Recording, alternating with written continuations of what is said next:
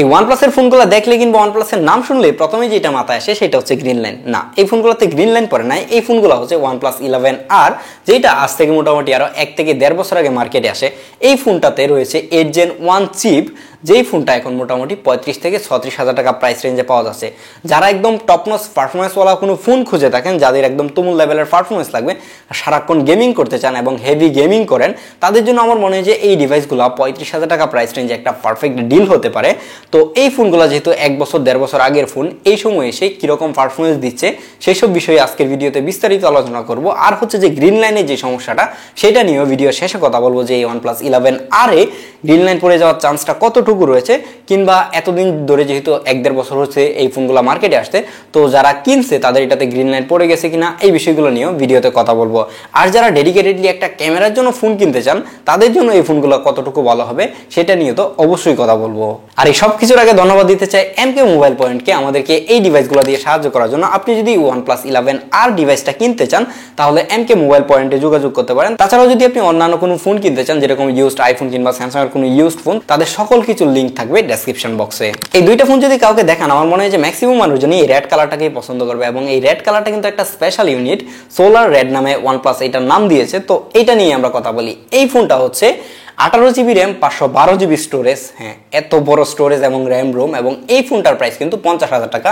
আর যদি এই ফোনটা দেখেন, এটা হচ্ছে যে 8128, এটার প্রাইস 35 থেকে 36,000 টাকায় পাওয়া যাচ্ছে। আর এই রেড কালারের ফোনটা যদি নেন তাহলে কিন্তু এর পিছনে আপনি লেদার পাবেন, এবং লেদারটা আমার কাছে পার্সোনালি খুবই বাজে লাগে। এর ফ্রেমটা দেখতে অ্যালুমিনিয়ামের মতো হলেও এর ফ্রেমটা কিন্তু একটা প্লাস্টিক ফ্রেম। আর হচ্ছে এর ফ্রন্ট সাইডে ইউজ করা হয়েছে কর্নিং গরিলা গ্লাস 5 এর প্রোটেকশন।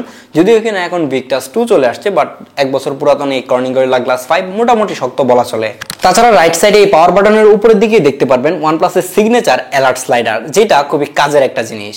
এই ফোনটার ফ্রন্ট সাইডে তাকালেই দেখতে পারবেন 6.74 ইঞ্চির একটা fluid AMOLED 1 billion colour 120 Hz refresh rate HDR10+ supported display, যেটার পিক ব্রাইটনেস 1450 নিটস, যেটা আপনাকে আউটডোরে খুবই ভালো একটা সাপোর্ট দিবে। এই ফোনটা 120 Hz এর একটা ডিসপ্লে, কিন্তু আপনি যদি UFO টেস্টে যান তাহলে দেখতে পারবেন এই জায়গায় কিন্তু 90 Hz সাপোর্ট করতেছে। মানে এই জায়গার মধ্যে কোনো অবস্থাতেই 120 Hz উঠতেছে না। এটা ফোনের একদম শুরু থেকে এই অবস্থা, মানে 1.5 বছর আগে যখন এই ফোনটা মার্কেটে আসে তখন থেকে এই সমস্যা, এবং এখনো এই সমস্যাই রয়ে গেছে।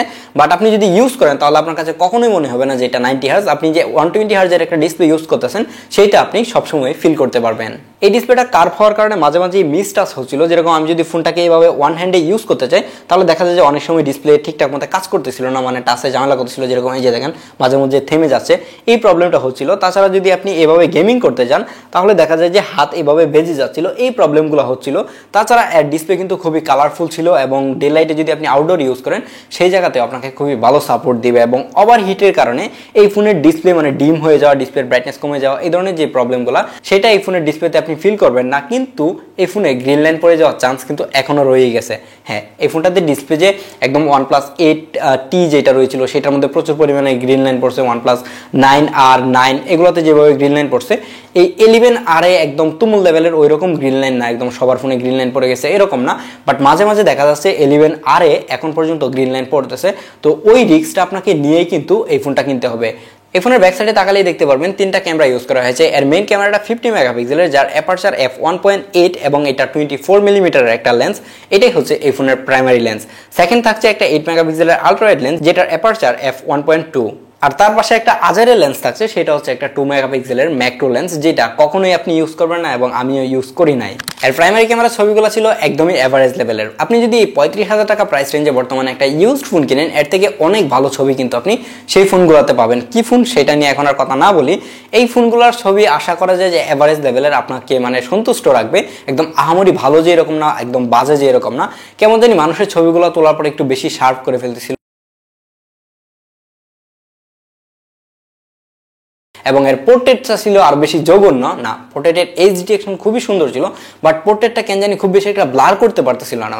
মানে এটাতে যেহেতু টেলিফোটো নাই, ব্লার করতে পারবে না এটাই স্বাভাবিক, বাট ব্লারটা অনেক বেশি কম হচ্ছিল। একদম কাছে গিয়ে ছবি তুলে ছবিটা দেখতে তখন বিশ্রী হয়ে যাচ্ছিল।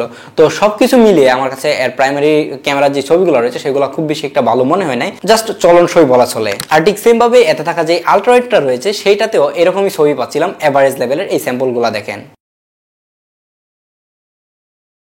আর এই 11R এর ভিডিও কোয়ালিটিও যে খুব বেশি আহামরি ভালো ছিল এরকম না, ছবির মতোই পটেটো মার্কা ছিল।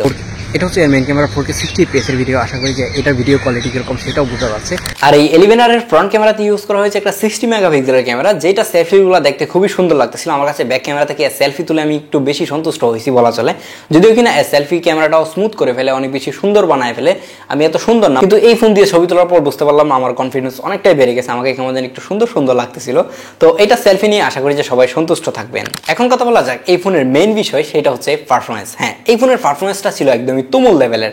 এখনকার সময়ে 35,000 টাকা প্রাইস রেঞ্জে যে ফোনগুলো মার্কেটে পাওয়া যায় সবগুলো ফোন থেকে এই ফোনের পারফরমেন্স ছিল অনেকটাই বেশি, অনেক বেশি মানে অনেক বেশি। আপনি যদি গেমিং এর জন্য একটা ডিভাইস কিনেন তাহলে এই ফোনটাতে থাকা 8 Gen 1 যে চিপটা রয়েছে সেইটা আপনাকে খুবই ভালো একটা সাপোর্ট দিবে, যেটা আপনি এই প্রাইস রেঞ্জে অন্য কোনো ফোন থেকেই পাবেন না, এটা মোটামুটি শিওর ভাবে বলা চলে। এই ফোনটাতে যেহেতু 18GB RAM 512GB storage use করা হয়েছে এবং এই ফোনটাতে 8GB 128GB, তার মানে কি এই ফোনটার পারফরমেন্স অনেক বেশি হবে, এটা পারফরমেন্স কম হবে? বিষয়টা এরকম না, দুইটার ডিফারেন্সটা 19-20 হবে। এটাতে আপনি মাল্টিটাস্কিং খুব ভালো একটা এক্সপিরিয়েন্স পাবেন না, কিন্তু এইটাতে মাল্টিটাস্কিং করে খুবই ভালো একটা এক্সপিরিয়েন্স পাবেন, যেটা আমার মনে হয় যে যদি আপনি প্রাইস বাড়িয়ে কিনতে পারেন তাহলে আপনি 8GBর বেশি যেটা রয়েছে সেটা আপনি নিতে পারেন। তাছাড়া যদি আপনি 35,000 টাকা প্রাইস রেঞ্জে আপনি নিতে চান তাহলে কিন্তু আপনি এই 8/128 যে ভেরিয়েন্টটা রয়েছে সেটা নিতে পারেন, এটা থেকেও আপনি খুবই ভালো আউটপুট পাবেন।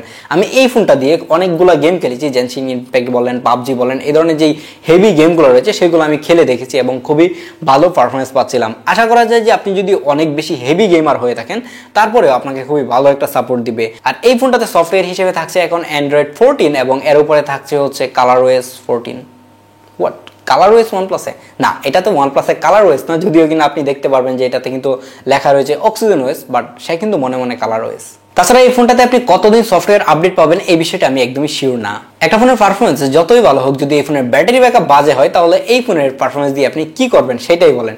এই ফোনের পারফরমেন্স যেরকম ভালো ছিল এর সাথে এর 5000 mAh এর ব্যাটারি খুবই ভালো সাপোর্ট দিচ্ছিল। এই ফোনটা দিয়ে যদি আপনি গেমিং করেন তাহলে মোটামুটি 6 থেকে 7 ঘন্টা অনায়াসেই গেমিং করতে পারবেন। একটা 1 বছর পুরাতন ইউজড ফোন থেকে এরকম একটা ব্যাটারি ব্যাকআপ পাওয়া খুবই ভালো একটা বিষয়, এবং আমার কাছে যে ডিভাইসটা রয়েছে এটাতে এরকম ব্যাটারি ব্যাকআপ পাচ্ছিলাম। যেহেতু এটা একটা ইউজড ফোন, আপনি যদি আরেকটা ইউজড ফোন কিনেন তাহলে সেটাতে কেমন ব্যাটারি ব্যাকআপ পাবেন সেটা আমি কিন্তু শিওর দিয়ে বলতে পারবো না, যেহেতু আপনি একটা ইউজড ফোন কিনবেন। ইউজড ফোনের ক্ষেত্রে ডিপেন্ড করে যে ওই ফোনটা আগে যেই লোক ইউজ করছে সে কিভাবে ইউজ করছে, ওটাকে কিভাবে চার্জ দিচ্ছে, এসব অনেক কিছুর উপরে ডিপেন্ড করে। তো সেই জায়গায় এভারেজ বলা যায় যে আপনি 5 ঘন্টার উপরে ব্যাটারি ব্যাকআপ পাবেন এই ফোনটা থেকে। আর এই ছোট্ট ভিডিওটা থেকে বিদায় নিচ্ছি, দেখা হচ্ছে পরবর্তী ভিডিওতে। সেই পর্যন্ত ভালো থাকবেন, সুস্থ থাকবেন, আল্লাহ হাফেজ।